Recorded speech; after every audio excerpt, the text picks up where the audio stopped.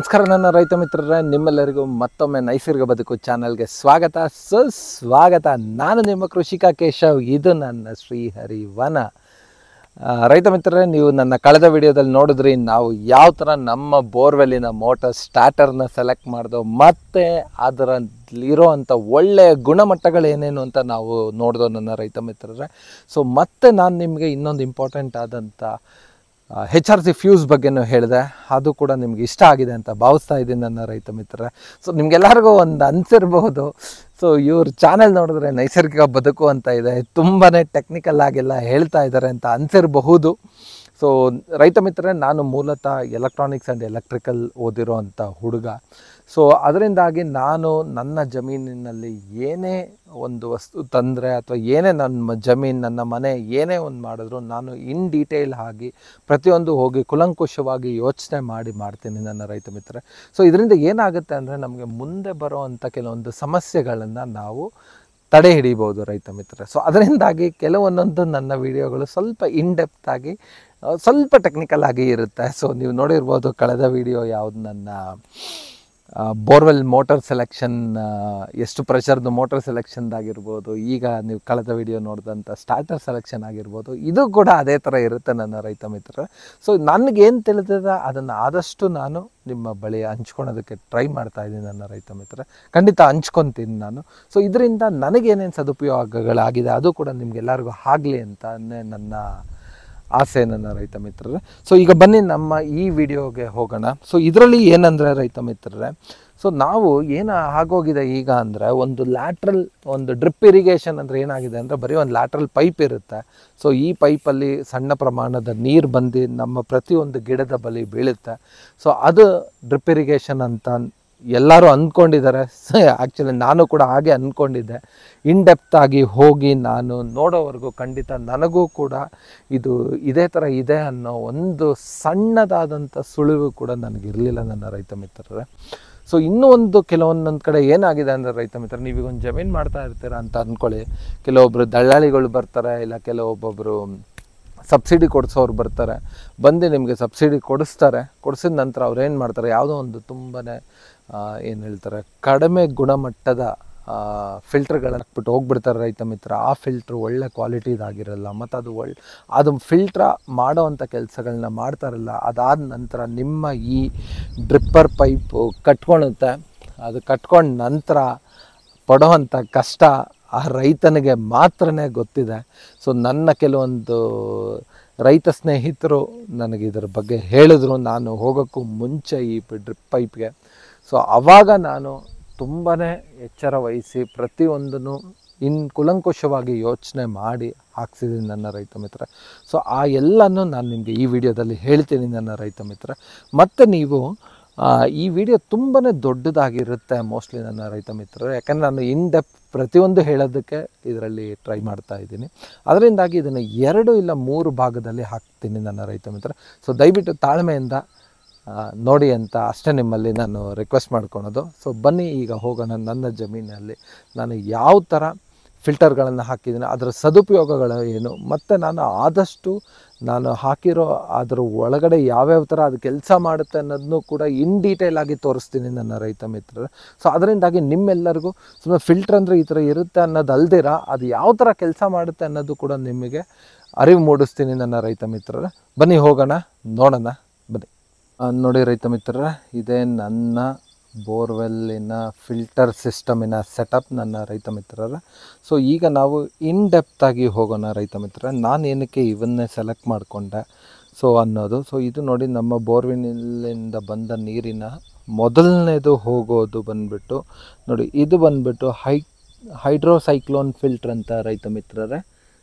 ನೋಡಿ ಇದು ಬಂದು ಕೆಳಗಡೆ ಕಸ ಕಟ್ಕೊಳುತ್ತೆ. ಸೊ ಈ ಕಸನ ನೀವು ತೆಗಿಯೋದಕ್ಕೆ ಇಲ್ಲೊಂದು ಚಿಕ್ಕದಾದಂಥ ಒಂದು ಬಾಕ್ಸ್ ಇರುತ್ತೆ. ಸೊ ಅದರೊಳಗಡೆ ಎಲ್ಲ ಕಸ ಕಟ್ಕೊಂಡಿರುತ್ತೆ. ಅದನ್ನು ತೆಗೆದುಬಿಟ್ಟು ನಾವು ಹಾಕ್ಬೋದು ಆಚೆ.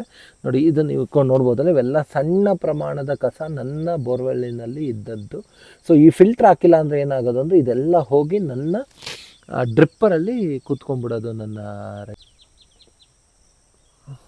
ನೋಡಿ ರೈತ ಮಿತ್ರ, ಈ ಥರ ಇರುತ್ತೆ. ಸೊ ಈಗ ನಾವು ಇದರದ್ದು ಇನ್ ಡೀಟೇಲ್ ಆಗಿ ಹೋಗೋಣ ಒಳಗಡೆ. ಸೊ ಇದು ಯಾವ ಥರ ಕೆಲಸ ಮಾಡುತ್ತೆ, ಸೊ ಇದು ಹೇಗೆ ಆ ಥರ ಕಸಗಳನ್ನ ಕೆಳಗಡೆ ಹಾಕುತ್ತೆ ಅಂತ. ಸೊ ನಾನು ನಿಮಗೆ ಇದೇ ಫಿಲ್ಟರಿನ ಒಂದು ಡ್ರಾಯಿಂಗ್ಗೆ ಕರ್ಕೊಂಡು ಹೋಗ್ತೀನಿ ನನ್ನ ರೈತ ಮಿತ್ರ. ಅದರಲ್ಲಿ ನಿಮಗೆ ಇನ್ ಡೀಟೇಲ್ ಆಗಿ ಹೇಳ್ತೀನಿ. ಸೊ ಈ ಇನ್ ಡೀಟೇಲ್ ಆಗಿ ನಾವು ಪ್ರತಿಯೊಬ್ಬರು ರೈತರು ತಿಳ್ಕೊಬೇಕು ರೈತ ಮಿತ್ರರೇ, ಆಗಲೇ ನಮಗೆ ಸೊ ಈ ಫಿಲ್ಟ್ರ್ ಹಾಕಿರೋದ್ರಿಂದ ನಮಗೆ ಏನೇನು ಸದುಪಯೋಗಗಳಾಗಿದೆ ಅನ್ನೋದು ನಮಗೆ ನೀಟಾಗಿ ಅರಿವಾಗೋದು ನನ್ನ ರೈತ ಮಿತ್ರರೇ.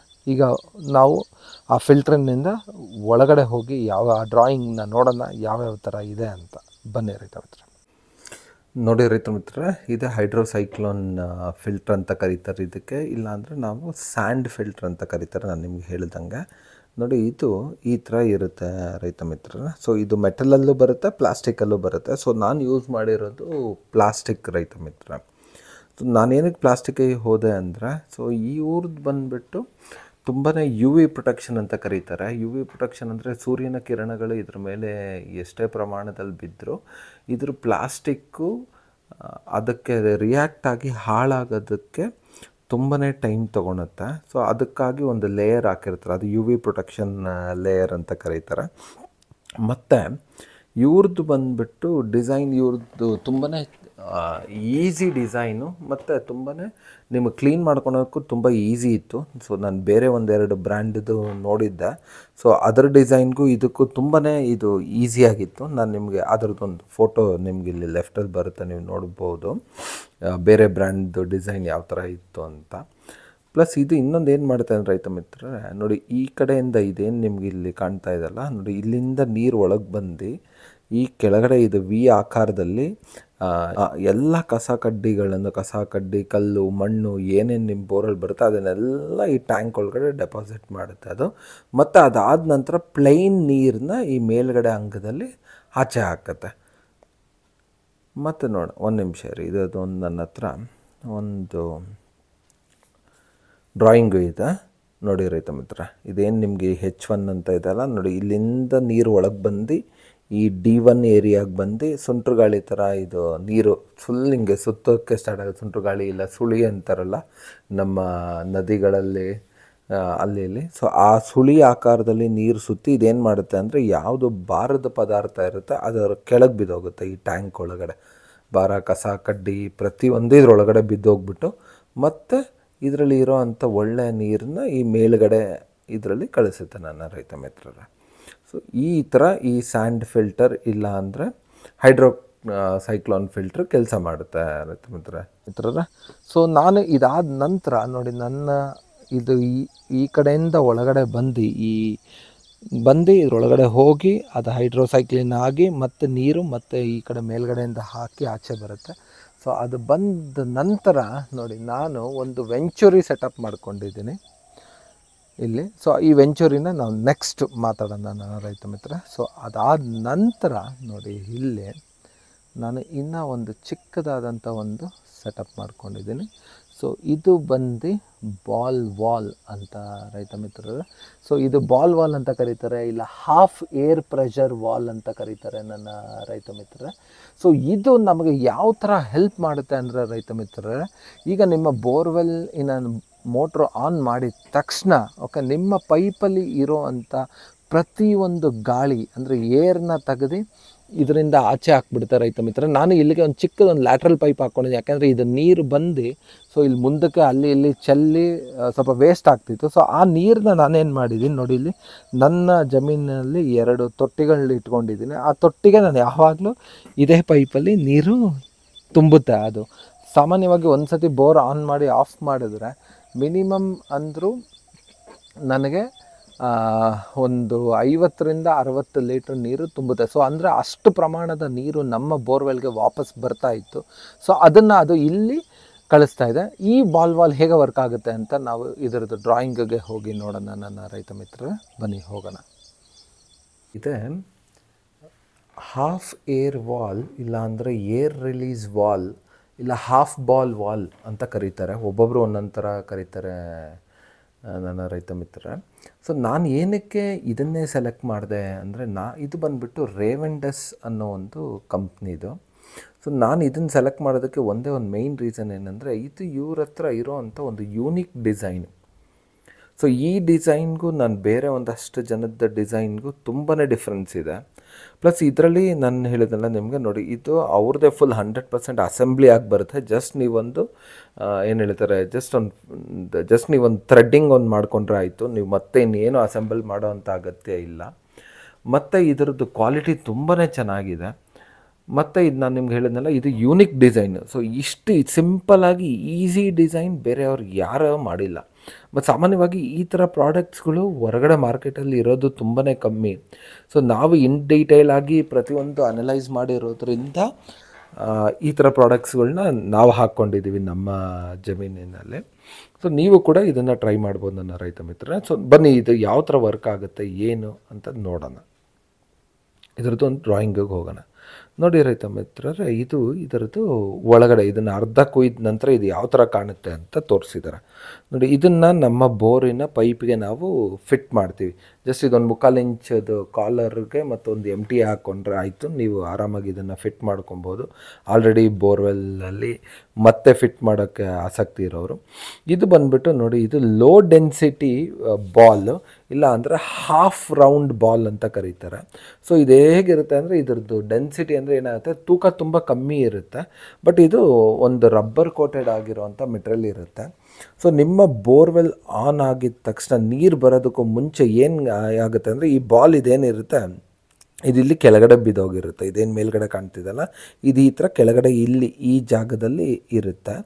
ಸೊ ಇದೇನು ಮಾಡುತ್ತೆ ಅಂದರೆ, ಆಗ ನಿಮ್ಮ ಬೋರ್ವೆಲ್ ಆನ್ ಮಾಡಿದ ತಕ್ಷಣ ನಿಮ್ಮ ಬೋರ್ವೆಲ್ಲಿನಲ್ಲಿ ನೀವೆಲ್ಲರೂ ಅಬ್ಸರ್ವ್ ಮಾಡಿದ್ದೀರ ಅನಿಸುತ್ತೆ ರೈತ ಮಿತ್ರ, ನೀರು ಬರೋಕ್ಕೂ ಮುಂಚೆ ಫಸ್ಟು ಒಂದಷ್ಟು ಪ್ರಮಾಣದ ಗಾಳಿ ಬರುತ್ತೆ ಬೋರ್ವೆಲ್ಲಿನಲ್ಲಿ. ಆ ಪ್ರತಿಯೊಂದು ಗಾಳಿನೂ ಆದಷ್ಟು ಎಷ್ಟು ಪ್ರಮಾಣದಲ್ಲಿ ಸಾಧ್ಯ ಆಗುತ್ತೆ ಅಷ್ಟು ಪ್ರಮಾಣದ ಗಾಳಿನ ಅಷ್ಟು ಪ್ರಮಾಣದ ಗಾಳಿನ ಇದು ಈ ನಾಜಲಿನಿಂದ ಆಚೆ ಹಾಕೋಕ್ಕೆ ಸ್ಟಾರ್ಟ್ ಆಗುತ್ತೆ.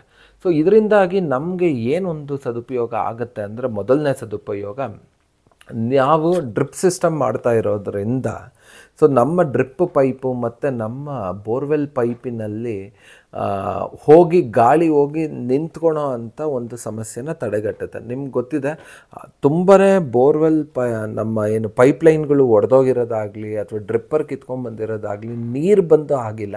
ಸೊ ನೀವೆಲ್ಲರೂ ಗಮನಿಸಿದಿರ ಅಂತ ಭಾವಿಸ್ತಾ ಇದ್ದೀನಿ.